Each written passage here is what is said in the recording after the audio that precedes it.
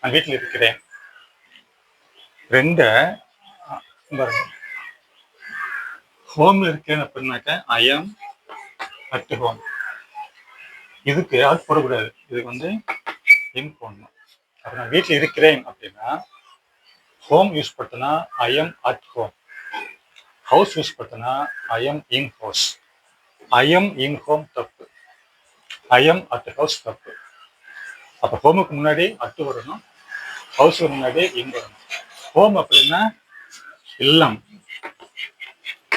House அப்படின்னா வீடு. வீடு என்பது செவுரு, பில்டிங், ஜன்னல், ரூஃப் அதை குறிக்கும். ஹோம்னா பில்டிங் குறிக்காது. ஒரு குறிப்பிட்ட மக்கள் குறிப்பிட்ட இடத்துல தங்கி சாப்பிட்டு தூங்கினாங்கனாக்கா அது ஹோம். அதனாலதான் முதியோர் இல்லம் பண்ணுவாங்க, முதியோர் ஹவுஸ் இல்லை. சிறுவர் இல்லம் பண்ணுவாங்க, சிறு ஹவுஸ் இல்லை. அதான் சொல்லுவாங்க, வீட்டில் ஒரு மனுஷன் சும்மா இருந்தாங்க அவளை வந்து ஹவுஸ், அதாவது ஹோம் மேக்கர்னுவாங்க. அப்போ ஹோம்னா என்ன? குறிப்பிட்ட மக்கள் குறிப்பிட்ட இடத்துல தங்கி சாப்பிட்டு தூங்கினாங்கனாக்கா அதான் வந்து ஹோம்.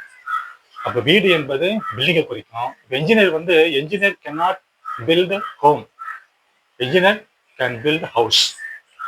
பெயிண்டர் வந்து ஹோமை பெயிண்ட் செய்ய முடியாது, ஹவுஸை பெயிண்ட் செய்ய முடியும். அப்போ ஹவுஸ் என்பது பில்டிங்கை குறிக்கும், ஹோம் என்பது அங்கே இருக்கிற மக்களை குறிக்கும்.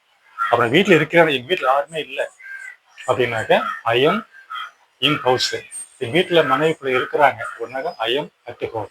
அந்த திஸ் இஸ் டிஃபரன்ஸு. ஹோமுக்கும் ஹவுஸுக்கும் ஒரு டிஃபரன்ஸ் இதுதான். 3 நிமிஷம் ஆயிடுச்சா?